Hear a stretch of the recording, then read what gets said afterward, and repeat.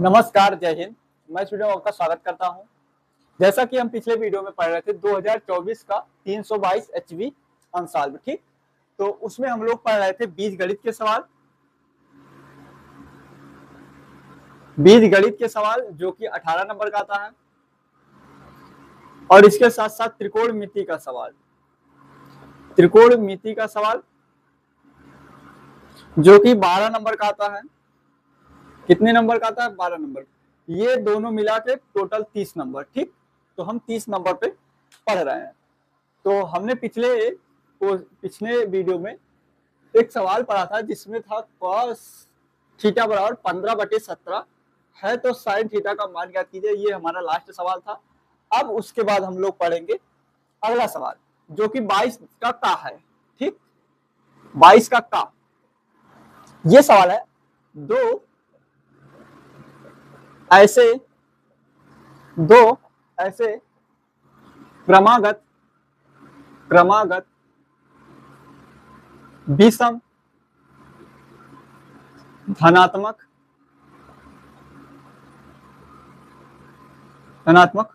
पूर्णांक ज्ञात कीजिए जिनके वर्गों का योगफल 290 है। इस सवाल को पढ़ेंगे। पहले इस तरीके के सवाल को सबसे पहले पढ़ते हैं, एक दो बार कम से कम पढ़ेंगे, उसके बाद फिर हम सवाल को हल करना। दो ऐसे क्रमागत विषम धनात्मक पूर्णांक। पहले नंबर तो विषम संख्या जानेंगे। विषम क्या हो सकता है? देखिए, माइनस अनंत, इसको बोलते हैं अनंत, ठीक। अंग्रेजी बोलते हैं इनफाइनाइट। क्या बोलते हैं इसको? इनफाइनाइट। अनंत से लेके, जैसे -7, -5 कामा करके, -7, -5 कामा -3 कामा 1, -1 कामा 0 कामा प्लस का 1, ये भी विषम संख्या है। 3, 5, 7 ... प्लस का इनफाइनाइट, ठीक।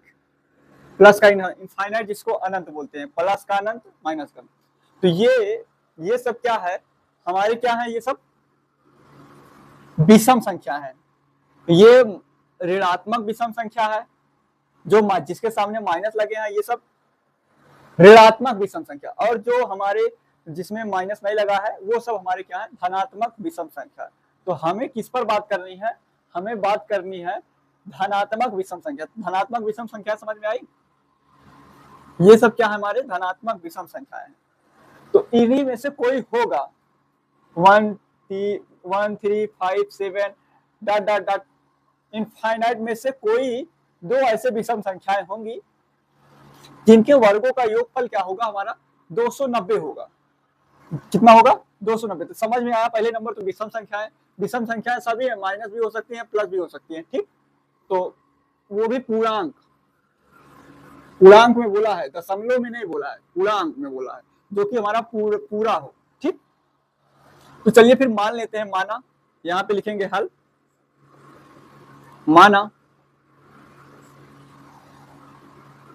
माना विषम धनात्मक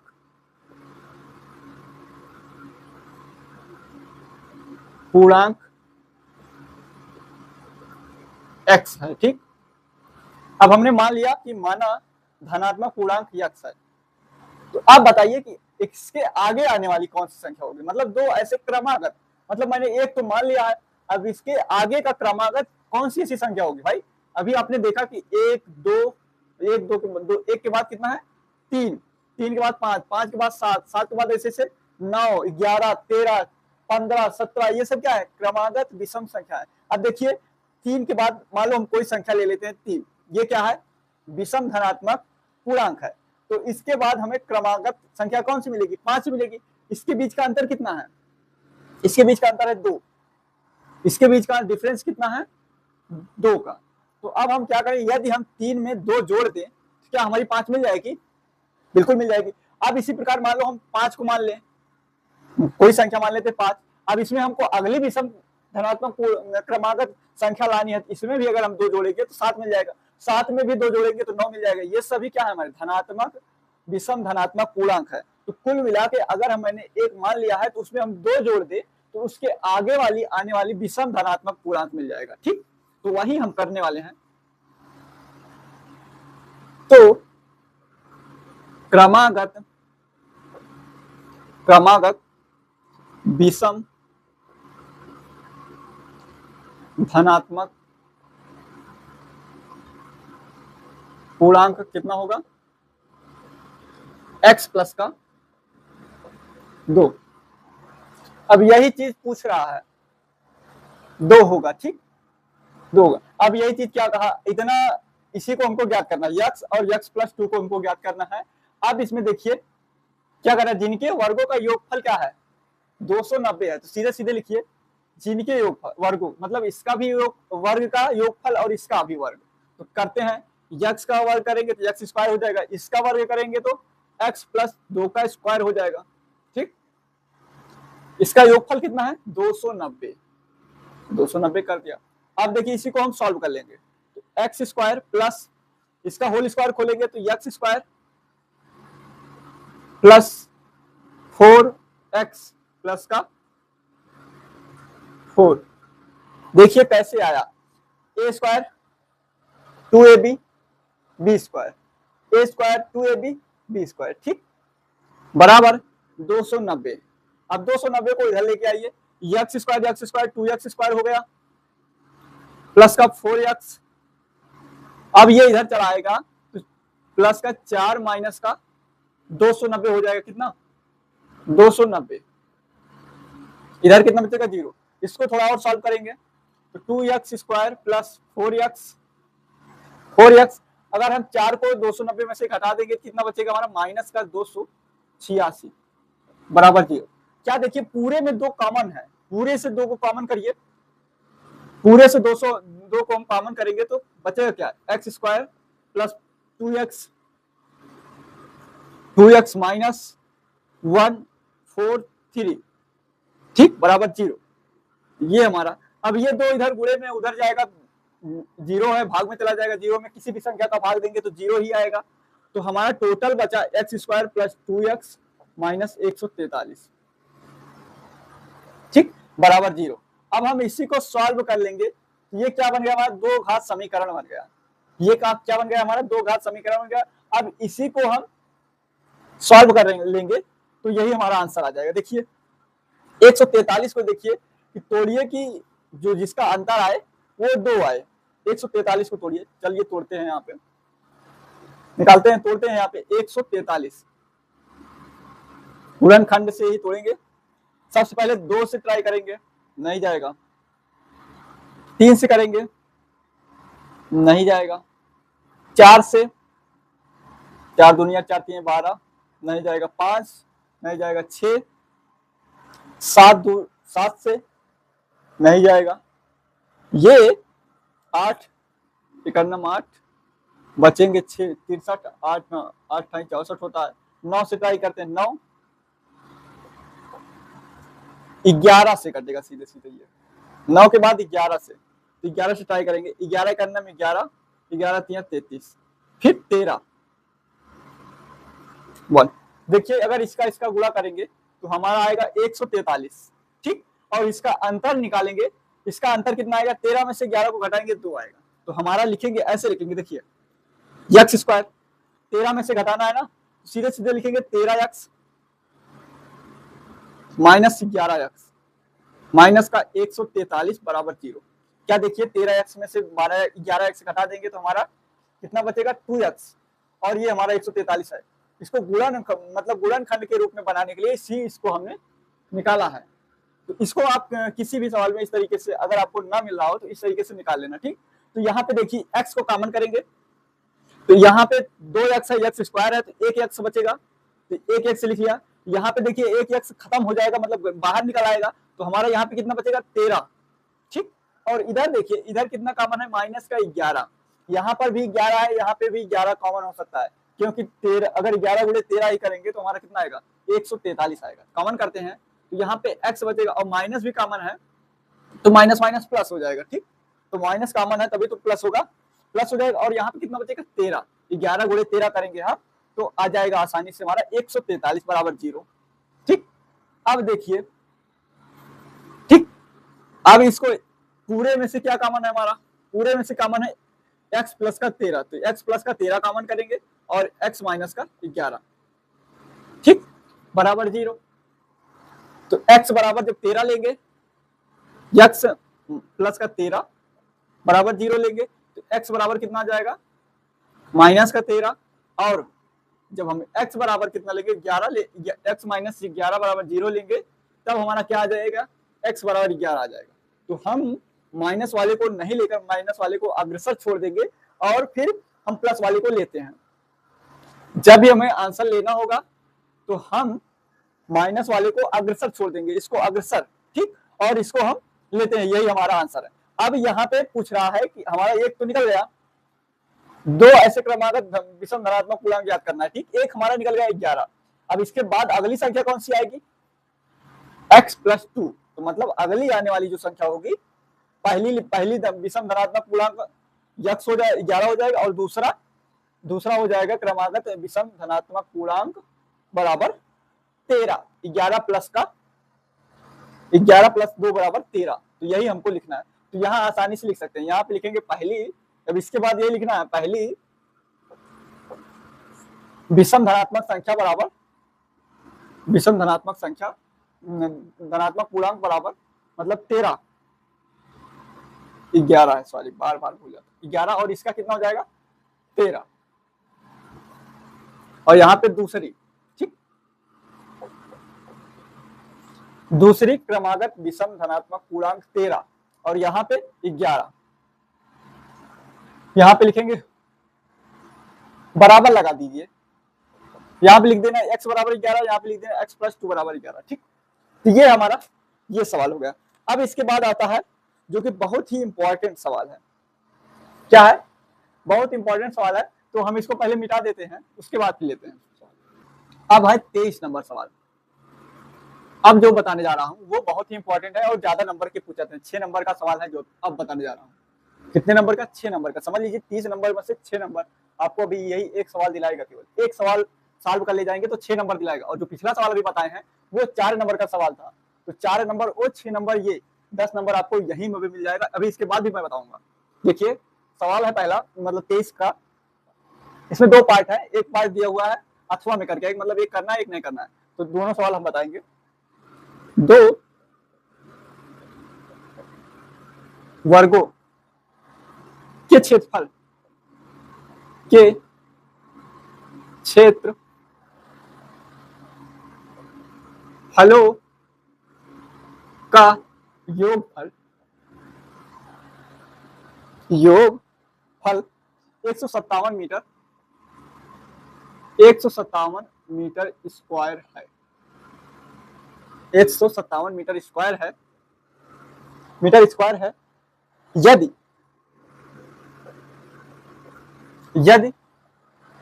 इनके परिमापों का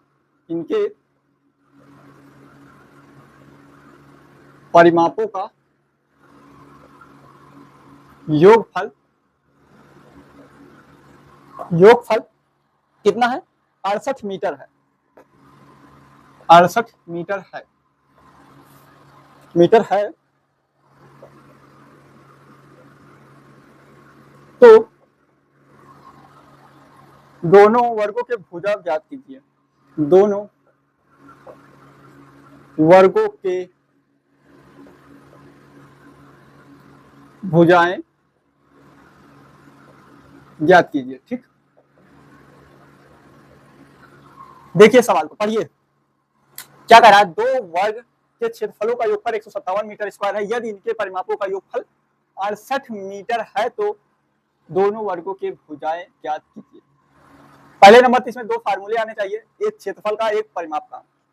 किसका, एक क्षेत्रफल का आना चाहिए, एक परिमाप का फार्मूला आना चाहिए, किसके, वर्ग के। तो पहले नंबर तो हम जानेंगे पहले वर्ग की भुजा मानेंगे और फिर दूसरे वर्ग की। मान लेते हैं पहली, हल में लिखेंगे यहाँ पहले वर्ग की भुजा मान लेते हैं x तथा दूसरे वर्ग की भुजा y है। ठीक, इतना हम मान ले। तो अब भुजा क्षेत्रफल का फार्मूला, भुजा परिमाप का फार्मूला, तो वर्ग के क्षेत्रफल का फार्मूला होता है क्या होता है, वर्ग के क्षेत्रफल बराबर क्या होगा, भुजा स्क्वायर भाई भुजा अगर हम मान लो x माने हैं तो क्या हो जाएगा हमारा एक्स स्क्वायर, या हम y माने हैं तो क्या हो जाएगा हमारा वाई स्क्वायर। वर्ग का क्षेत्रफल क्या होता है, भुजा स्क्वायर। तो वही चीज हम यहाँ पे करने वाले हैं। क्या कह रहा है, क्षेत्रफलों का योगफल।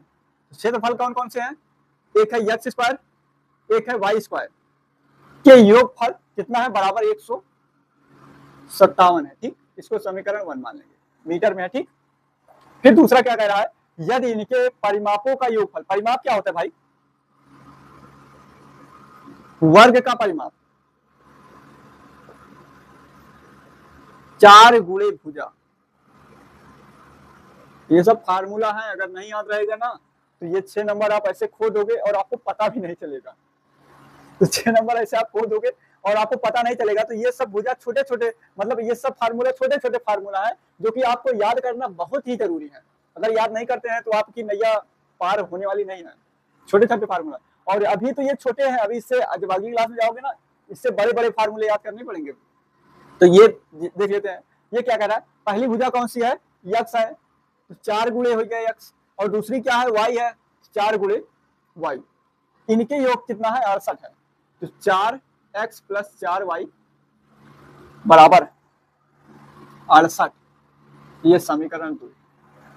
इसको थोड़ा सा और सिंप्लीफाई कर लेते हैं, उसके बाद इक्वेशन बनाते हैं। ठीक, तो 4 कॉमन कर लो, तो यहां से मिलेगा x प्लस वाई बराबर, मतलब 4 गुणे x प्लस वाई बराबर 68।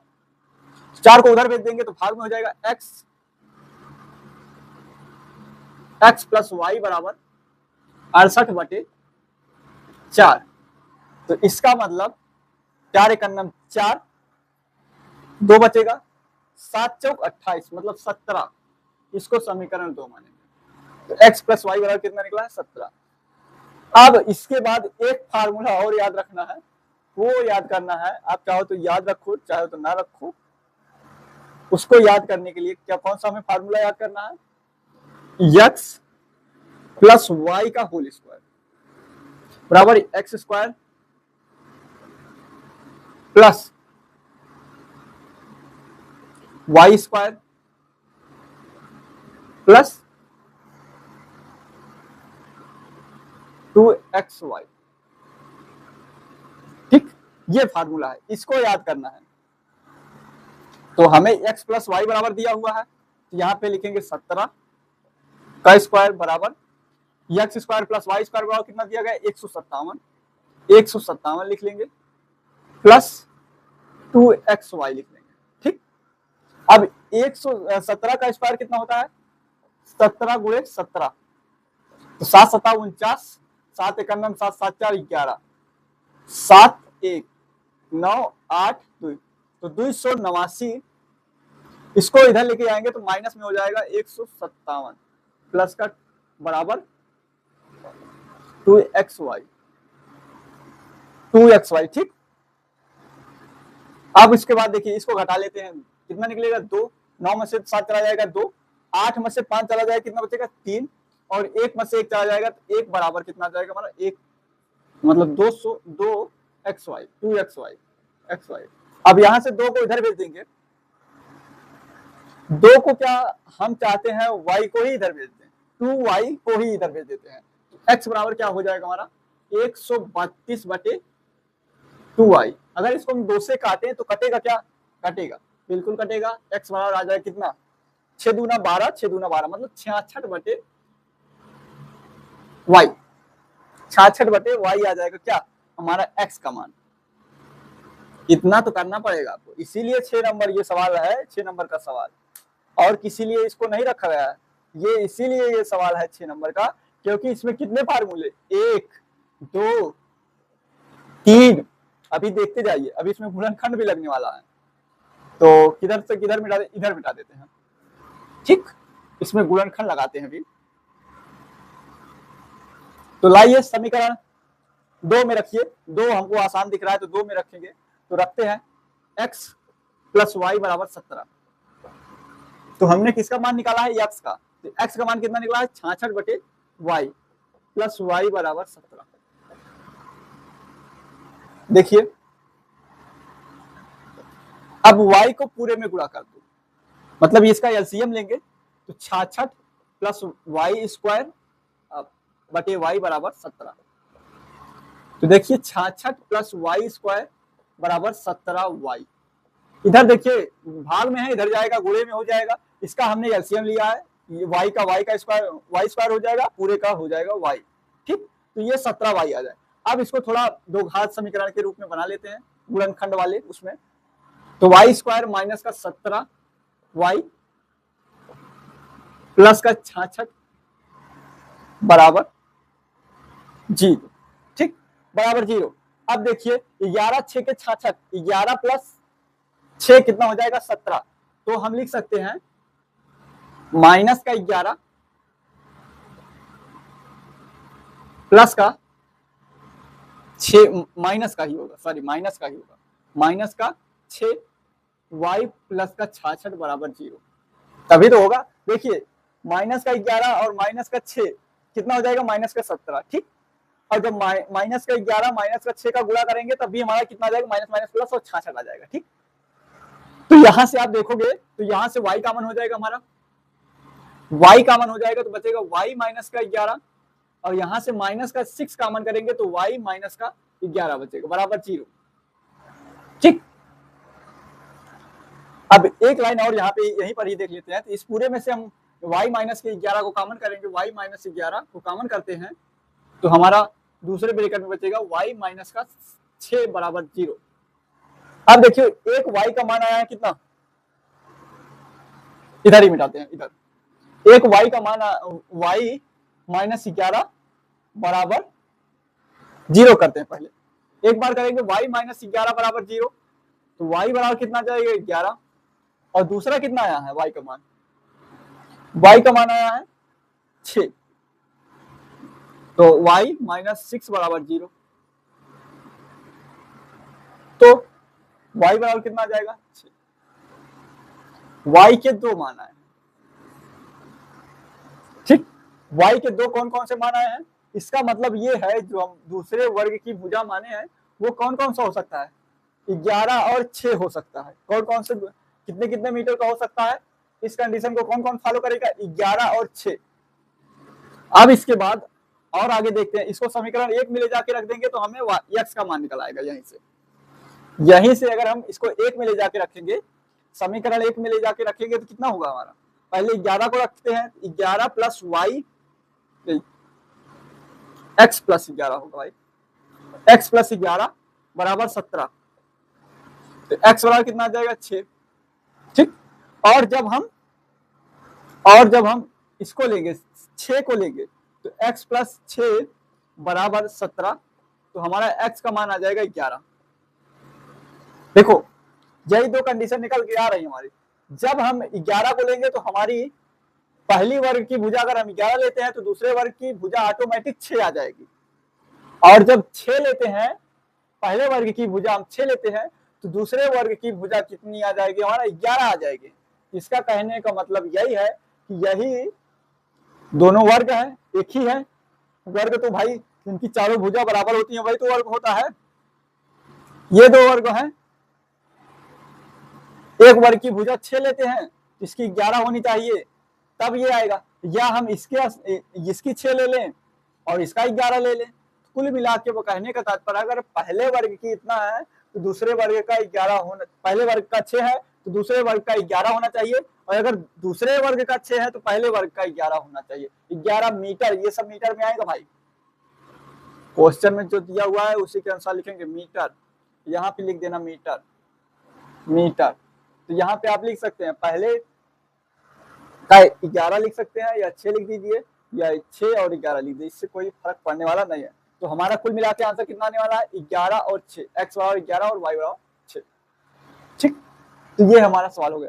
अब इसके बाद अगला सवाल है जो कि बहुत ही इंपॉर्टेंट है, और इन दोनों सवालों में से कोई एक करना है, जो अब बताने जा रहे हैं और पार्ट, और क्या कहते हैं जो ये बताए हैं, इसको दोनों में से कोई एक करना है, तभी आपको 6 मिलेंगे। तो ये आसान है। और इसके बाद जो है थोड़ा सा समझने। 23 नंबर सवाल कहता है कि एक नाव है, जो कि 23 नंबर के आर पार्ट है। एक नाव की शांत जल में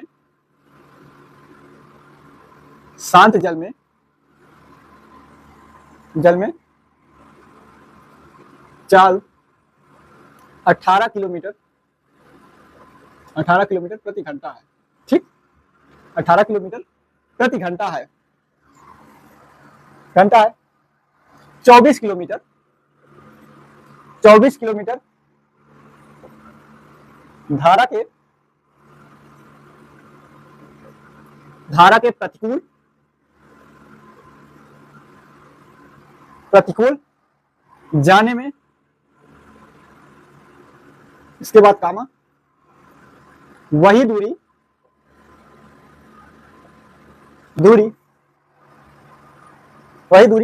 धारा के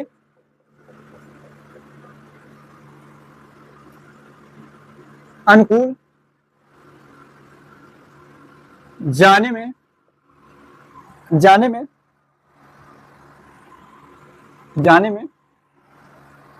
1 घंटा अधिक लेती है। जाने में नहीं, जाने की अपेक्षा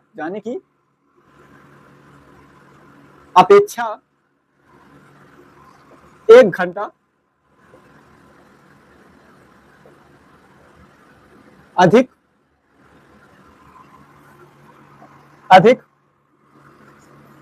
लेती है धारा की चाल ज्ञात कीजिए। ठीक, देखिए ज्ञात कीजिए। इसको पहले एक बार 2 बार पढ़ेंगे, उसके बाद सवाल समझ में आ जाएगा, फिर ऑटोमेटिक हम आगे बढ़ेंगे। एक नाव है, शांत जल में चाल उसकी कितनी है, 18 किलोमीटर। जब पानी स्थित है, मतलब स्थिर है, पानी बह नहीं रहा है, तब उसकी चाल है 18 किलोमीटर प्रति घंटा है। 24 किलोमीटर धारा के प्रतिकूल जाने में, और वही दूरी धारा के अनुकूल जाने की अपेक्षा 1 घंटा अधिक लेती है। 1 घंटा अधिक लेती है, तो धारा की चाल ज्ञात कीजिए। देखो इसमें टाइम पूछ रहा है, सबसे पहले निकालेंगे प्रतिकूल जाने में लगा समय, फिर अनुकूल जाने में लगा समय। 2 चीज को निकालेंगे, उसके बाद उन दोनों का अंतर निकालेंगे। उन दोनों का अंतर कितना है, 1 घंटा है। 1 घंटा है। अगर हम दिखा दें तो धारा की चाल हमारी निकल आएगी। तो सबसे पहले देखेंगे, यहाँ पे लिखते हैं हल। माना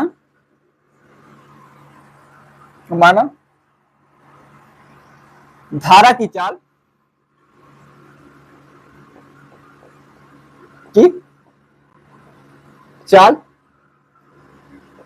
x है। ठीक, x है। तो अब यही थोड़ा ध्यान देना है। तो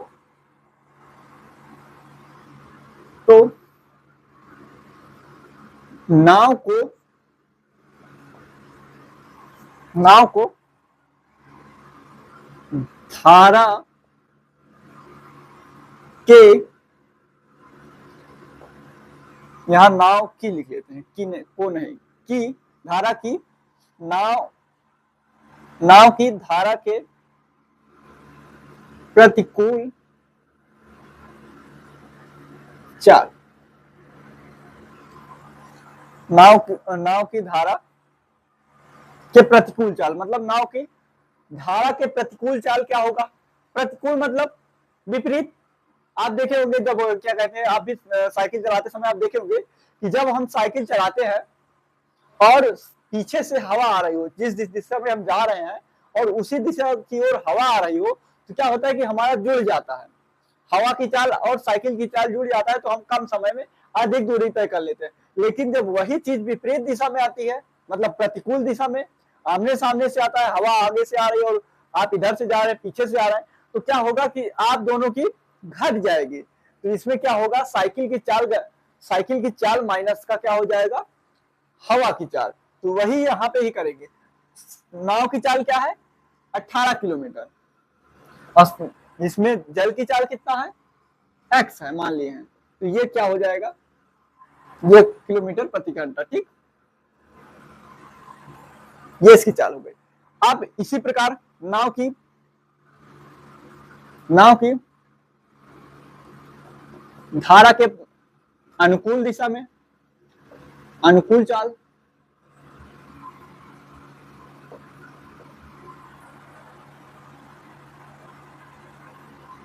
चाल बराबर क्या हो जाएगा, इसमें जुड़ जाएगा, ये क्या होगा, जुड़ जाएगा,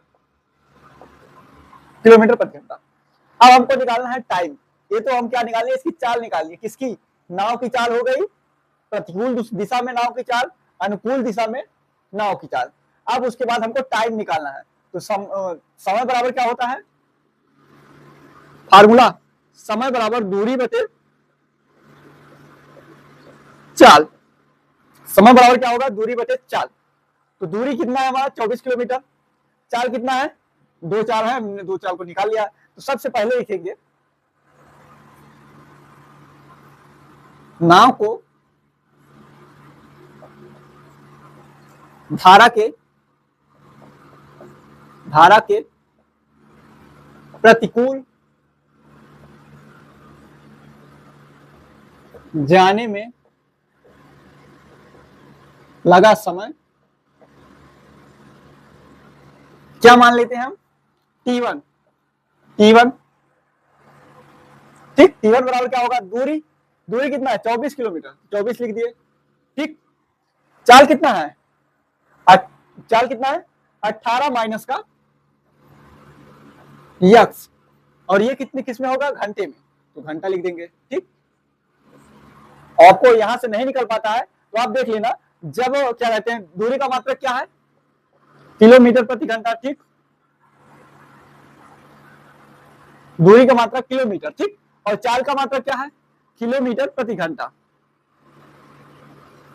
मतलब बटे में है तो बटा वाला ऊपर चला जाएगा, ये कट जाएगा, बटा वाला ऊपर चला जाएगा, तो घंटा बचेगा केवल। तो ये हमारा यहाँ पे हो जाएगा घंटा। ठीक, ये T1 निकला।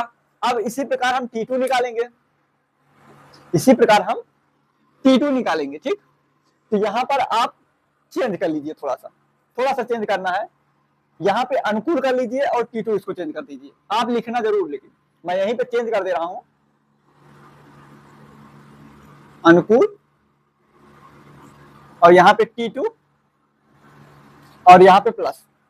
ठीक, अब हमारा T2 भी निकल गया। ये भी समझ में आया, नहीं समझ आया, नाव को धारा के अनुकूल जाने में लगा समय T2 है, उस T2 बराबर 24/18 प्लस का यक्स घंटा। ठीक, अब देखिए कह रहा है कि हमने क्या निकाल लिया, चाल निकाल लिया, जाने में चाल, और समय निकाल लिया। अब समय को जब हम देखेंगे तो कह रहा है जाने की अपेक्षा 1 घंटा अधिक लेती है। इसका मतलब ये है कि जब हम दोनों का अंतर निकालेंगे तो वो कितना निकलेगा, 1 घंटा। कितना निकलेगा, अगर हम T1 माइनस T2 निकालेंगे तो वो कितना ले रही है, 1 घंटा। 1 घंटा ज्यादा ले रही है, 1 घंटा आ रहा है। तो हम T1 का मान निकला था कितना हमारा, 24/18 माइनस का यक्स, और फिर माइनस 24/18 प्लस का यक्स बराबर कितना, 1। ये हो गया। अब इसी को हम सॉल्व करेंगे, इसी को हम सॉल्व कर लेते हैं तो हमारा आंसर आ जाएगा। देखिए, इसका गुणा इससे करेंगे, इसका गुणा इससे करेंगे। ठीक, तो 24 गुणे 18 करेंगे, 24 को बाहर कर लें, क्या 24 को बाहर कर लेते हैं, इसका यहां करेंगे तो 18 प्लस यक्स, और इसको इधर करेंगे तो माइनस का 18 प्लस का 24 प्लस का यक्स हो जाएगा, 24 नहीं प्लस का यक्स, और बटे में हो जाएगा 18 माइनस का यक्स, 18 प्लस का यक्स बराबर 1।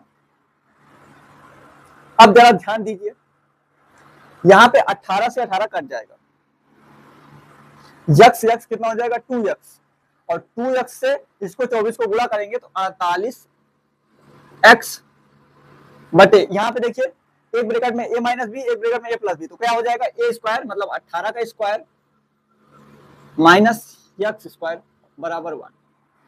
ठीक, अब इसको हम मिटा देते हैं। देखिए ठीक, ये इधर बना है, ठीक, यहां पे देखिए 48 यक्स, इसको गुणा कराएंगे तिर्यक तो हो जाएगा 18 का स्क्वायर माइनस यक्स का स्क्वायर, 48x बराबर 18 का स्क्वायर कितना होगा 18 गुणे 18, 8 9 64, 8 1 9 8, 8 6 14, 18 की 4 2 3, 324 कितना 324 माइनस का यक्स स्क्वायर।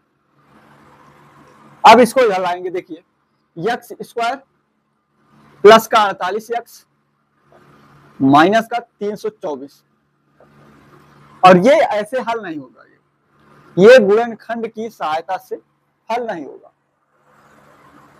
इसके लिए हम क्या करेंगे, सीधा 4 लगा लें, या इसको गुणनखंड की ही सहायता से कर दे, क्या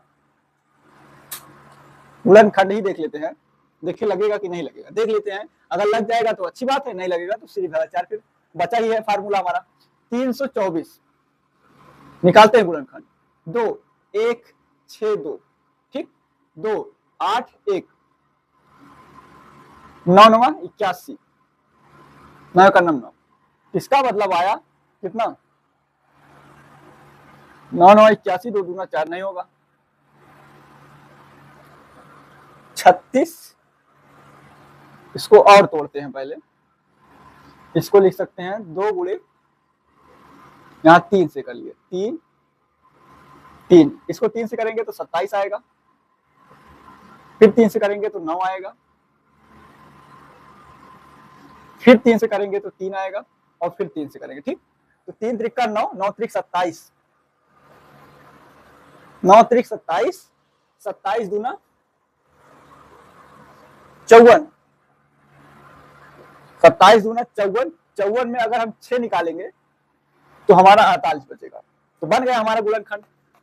देखिए अगर हम यक्स स्क्वायर प्लस का कितना ले ले 54,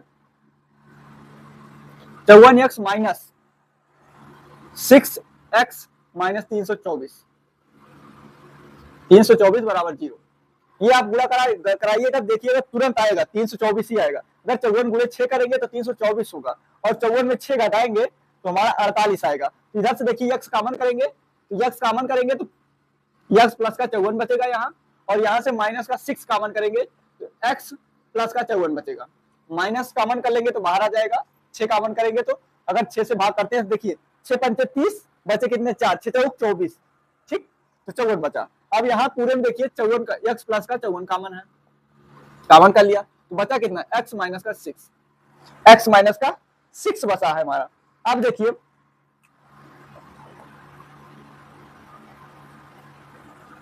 अब यहां से हमको क्या निकालना है, मान निकाल सकते हैं, आसानी से मान निकालेंगे। अगर हम x बराबर निकालते हैं तो माइनस का 54 आएगा, और धारा क्या कहते हैं चाल क्या होगी, ऋणात्मक तो होगी नहीं, ऋणात्मक होगी नहीं होगी, तो हमको x बराबर जो 6 निकलेगा यही हमारा हो जाएगा, क्या इसकी चाल हो जाएगी, किसकी कहा गया धारा की चाल। धारा की चाल कितनी आई है, हम लोगों ने x को क्या माना था, धारा की चाल, धारा की चाल कितनी आई 6 किलोमीटर प्रति घंटा। अब देखो हमको मान लो जैसे हमको पता करना है कि हमें कैसे ज्ञात करेंगे, देखिए जब हम 6 किलोमीटर धारा की चाल कितनी है 6 किलोमीटर, जब धारा के प्रतिकूल जा रहे हैं, तो हमारी चाल कितनी होगी प्रतिकूल, 18 में से 6 घटा देंगे तो 12 किलोमीटर हो जाएगा, ठीक। 12 किलोमीटर प्रति घंटा, इसके हिसाब से कितना लगेगा? 12 किलोमीटर प्रति घंटा, इसके हिसाब से कितना लगेगा? 24 किलोमीटर जाने में 2 घंटा, ठीक, 2 घंटा निकला। और फिर यही चीज हम फिर से करेंगे, 18 किलोमीटर, 18 किलोमीटर उसमें जोड़ देंगे, 18 किलोमीटर में 6 किलोमीटर जोड़ देंगे तो 24 किलोमीटर होगा, और 24 किलोमीटर प्रति घंटा, 24 किलोमीटर चलने में हमको कितना टाइम लगेगा? 1 घंटा। अब देख लीजिए, आप दो में से एक को हटाएंगे तो 1 ही घंटा तो हमारा बचेगा। इसका मतलब हमारा ये सवाल सही है। इसका मतलब जो नाव धारा की चाल आएगी वो 6 किलोमीटर प्रति घंटा आएगी, ठीक। चलिए फिर इसके बाद फिर अगला सवाल देखते हैं। चलिए फिर आगे का सवाल देखते हैं, 24 नंबर। ये भी क्या है? 6 नंबर का सवाल है। कितने नंबर का? ये भी, इसमें भी 2 सवाल है, जिसमें दोनों में से कोई एक सवाल करना है। ये सवाल कहता है, एक पेड स्टल है, ठीक। अभी बताते हैं इसका मतलब। पेड स्टल का मतलब क्या है? के शिखर पर 1.6 मीटर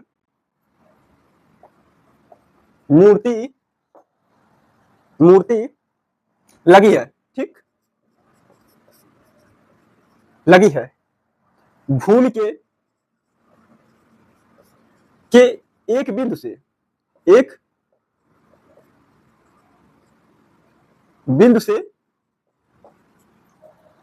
भूमि के एक बिंदु से मूर्ति के शिखर का उन्नयन कोण, मूर्ति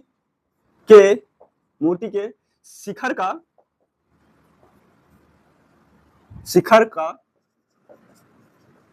उन्नयन कोण कितना है? 60 अंश है, 60 अंश है।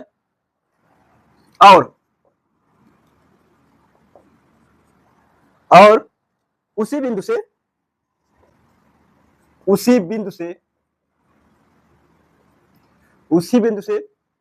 पेडिस्टल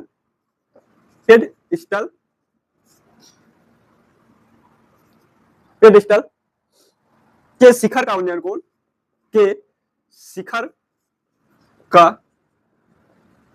कोण कितना है? 45 अंश है,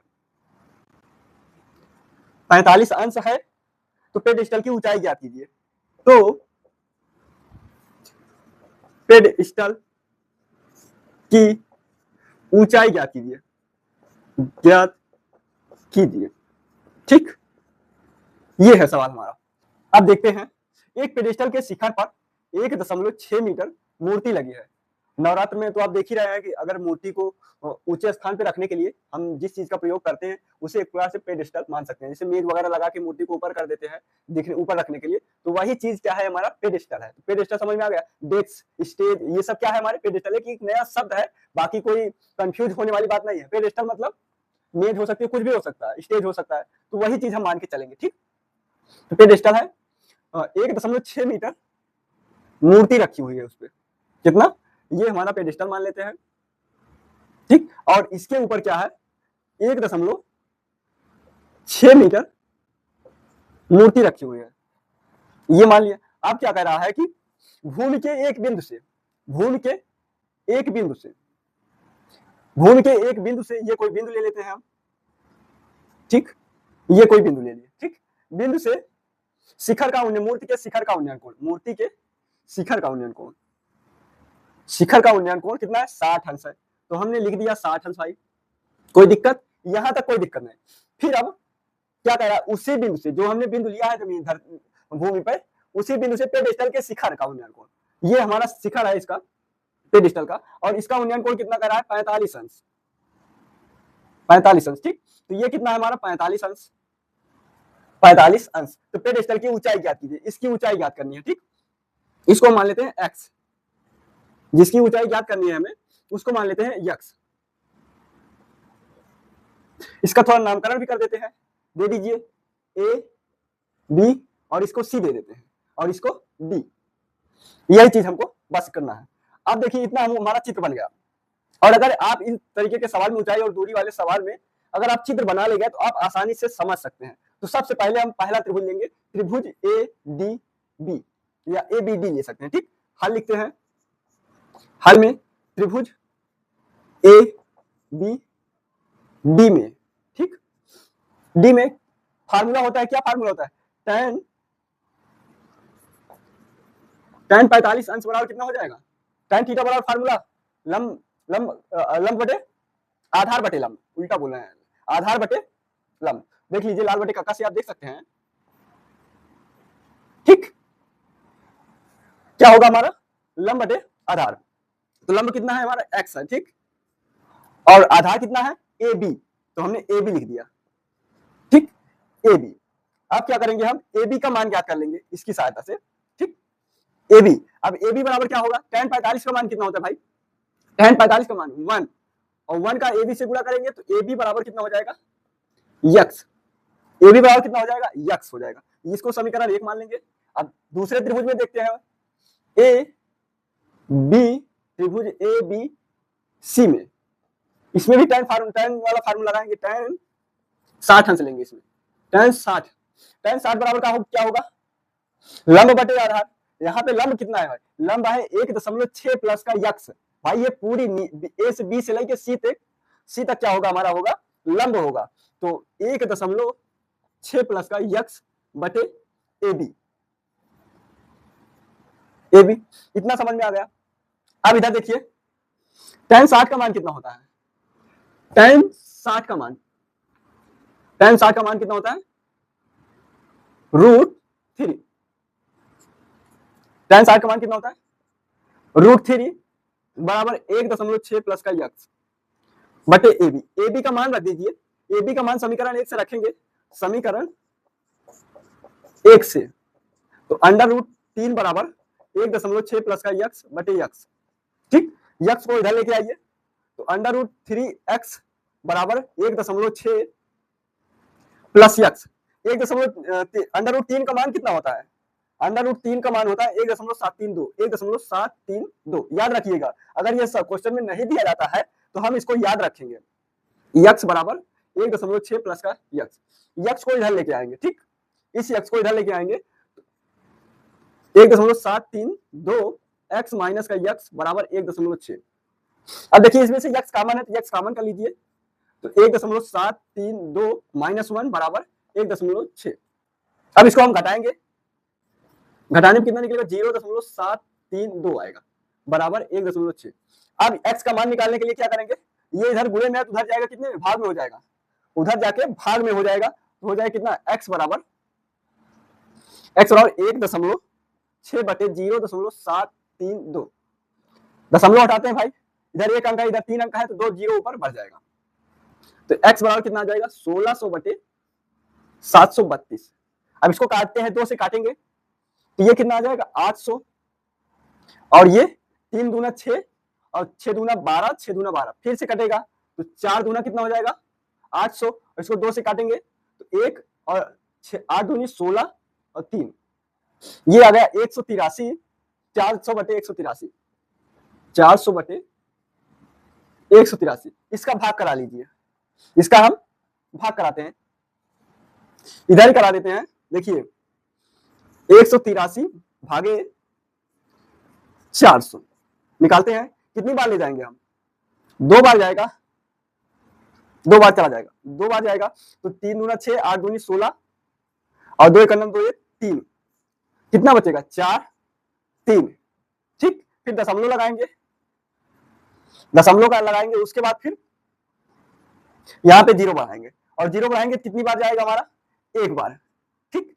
तो 1 बार लेके चले जाएंगे, 8 3, फिर से घटाते हैं 7, यहाँ पे 3 बचेगा, और एक उधार यहाँ से आएगा तो 13 में से 8 गए 5 और 1, फिर से यहाँ पे 0 बढ़ा लेंगे, और अब देखते हैं कितनी बार जाएगा, यहाँ भी ये चला जाएगा लगभग 9 बार, तो कम से कम जाना चाहिए 9 बार या 7 बार, 7 3 21, 2 बचेगा, 8 7 56, 56 56 2 58 का 8 हासिल 5, 8 9 1 9 9 8, बहुत ज्यादा हो जाए, मतलब कुल 7 बार जाएगा, 2.17 लगभग, ठीक।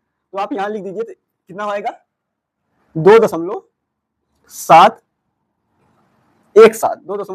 मीटर। इसका मतलब ये है कि जो हमारा एक्स है, पेडेस्टल है, ये क्या है, मूर्ति से बहुत ज्यादा बड़ी है, मूर्ति से क्या है, मूर्ति की 2 गुना मतलब ऊपर करके तब मूर्ति रखी गई है। तो ये हमारा निकला, यही हो जाएगा क्या हमारा आंसर। ठीक, और फिर इसके बाद इसका आर पार्ट देखेंगे। आर पार्ट देखते हैं, 24 का आर पार्ट। ठीक, आर पार्ट कहता है एक 80 मीटर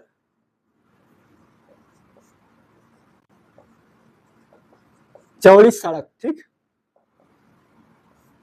चौड़ी सड़क के दोनों ओर आमने सामने के दोनों ओर आमने सामने आमने सामने समान लंबाई के, आमने सामने समान लंबाई के 2 खंभे लगे हैं। ठीक, लगे हैं, ठीक, 2 खंभे लगे हैं। इन दोनों खंभों के बीच, इन दोनों खंभों के बीच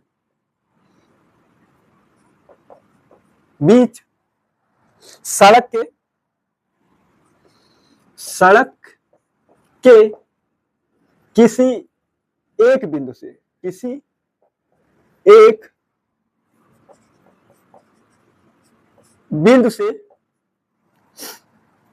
से खंभों के शिखर का उन्नयन कोण क्रमशः 60 अंश और 30 अंश है। क्या कह रहा है? 60 अंश और 30 अंश है। तो खंभे की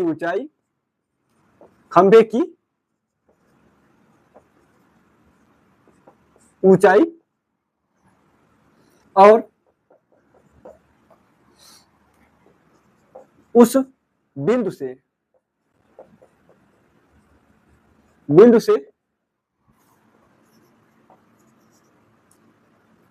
खंभे की दूरी ज्ञात कीजिए। देखो बड़े सवालों में क्या होता है कि जब 2 सवाल अथवा में मिलते हैं कि मतलब एक करना है एक नहीं करना, तो उसमें क्या होता है, एक सवाल आसान सवाल होता है और एक सवाल थोड़ा कठिन होता है। ठीक, आपके लिए आपकी भाषा में कठिन होता है, वैसे कठिन तो नहीं होता है, मैं कहूंगा कठिन नहीं है, आसान दोनों है। कभी कभी ऐसे सवाल आ जाएंगे कि आपको दोनों सवाल आते होंगे, और कभी कभी क्या होगा कि एक सवाल, दोनों सवाल जो आते होंगे उसमें से एक छोटा सवाल होगा और एक बहुत बड़ा सवाल होगा। तो सदैव आप छोटे सवाल को चूज किया करिए लगाने के लिए पेपर में। ठीक, और आप घर पे दोनों सवाल करिए, बड़े सवाल भी और छोटे सवाल भी। तो आपको चूज करना आना चाहिए, चुनना आना चाहिए कि कौन सा सवाल हमको चुनना है और कौन सी सवाल में हम गलती नहीं कर सकते। ठीक, तो इसमें कह रहा है एक 80 मीटर चौड़ी सड़क के दोनों ओर आमने सामने समान लंबाई के 2 खंभे लगे हैं। आप ऐसे देखिए, ये एक खंभा है, एक खंभा ये है, और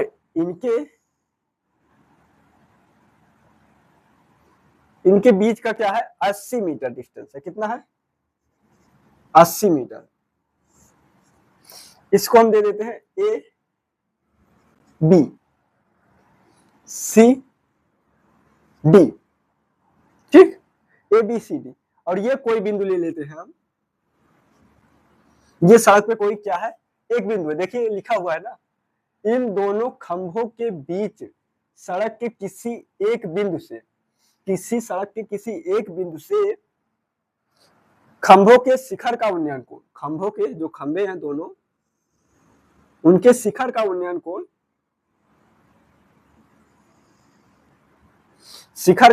कोण 60 अंश और 30 अंश है। तो ये 60 अंश होगा और ये 30 अंश होगा। ठीक, ये 30 अंश होगा, हम मान लिया। अब हम क्या करेंगे, ये जो बिंदु है इसकी दूरी हम मान लेते हैं x, इसकी दूरी मान लेते हैं x, और ये कोई बिंदु, कौन सा बिंदु मान लेते हैं, P मान ले, चलो इसको P मान लेते हैं। ये क्या है हमारा, कोई बिंदु P है। जब ये हमारा यक्स हो गया और 80 में से यक्स को निकाल देंगे तो हमारा क्या बचेगा, AP बचेगा। इसको हम लिख सकते हैं 80 माइनस एक्स, ठीक। ये दूरी जो है हमारी 80 माइनस का यक्स हो गया, और इन दोनों को जोड़ देंगे तो आपको ये 80 मिल जाएगा। और क्या कह रहा है, समान खंभों की जो क्या है, समान खंभे हैं, समान लंबाई के दो खंभे हैं, तो ये मतलब ये है, ठीक। मतलब AC बराबर BD, ये बात लिखना है यहाँ पे, हाल में लिखेंगे। सबसे पहले ज्ञात है, ज्ञात है AC बराबर BD। अब उसके बाद क्या करना है, पहले त्रिभुज लेंगे, ठीक। पहला त्रिभुज कौन सा लेते हैं, ACP में, त्रिभुज ACP में, ठीक। tan 60 बराबर क्या हो जाएगा, tan 60 बराबर लंब बटा आधार। लंब क्या है, AC, आधार क्या है, AP। अब AC का मान क्या है, AC नहीं पता है तो नहीं लिखेंगे, ठीक। AC लिखे, और AP का मान पता है हमें 80 माइनस का यक्स, 80 माइनस का यक्स लिख दिए, ठीक। अब देखिए tan 60 का मान कितना होता है, √3, तो √3 बराबर AC बटे 80 माइनस का यक्स, ठीक। अब इसके और आगे देखिए 80 माइनस का यक्स है, ठीक। अब AC का मान ज्ञात कर लीजिए, यहां से AC बराबर क्या हो जाएगा, इसको इधर लेके आइए, तो 80 माइनस एक्स गुणे √3, इसको इधर लेके आए, गुणे में हो गया, और ये हमारा AC है, ठीक, बीच में बराबर, और इसको समीकरण कितना मान लेते हैं, 1। इसकी हमको अब आगे जरूरत पड़ेगी, और ये AC बराबर क्या है, BD, AC बराबर क्या है, BD है। अब इसके बाद अगला त्रिभुज लेंगे, कौन सा, BDP, कौन सा त्रिभुज, BDP में tan 30 बराबर क्या हो जाएगा हमारा, लंब क्या है, BD बटे BP, तो BD का मान कितना है भाई, tan 30 का मान 1/√3, BD का मान यहां से ले सकते हैं समीकरण 1 से, यहाँ पे आप चाहो ब्रैकेट में यहां लिख देना, समीकरण 1 से 80 माइनस का यक्स गुणे √3 बटे BP का मान कितना है भाई, BP का मान देखिए P से लेके B के बीच की दूरी यक्स है, तो हम यहाँ पे यक्स लिख देंगे। देखो त्रिज्या गुणा कराते हैं, यक्स को इधर लेके आते हैं, इसको इधर, ठीक।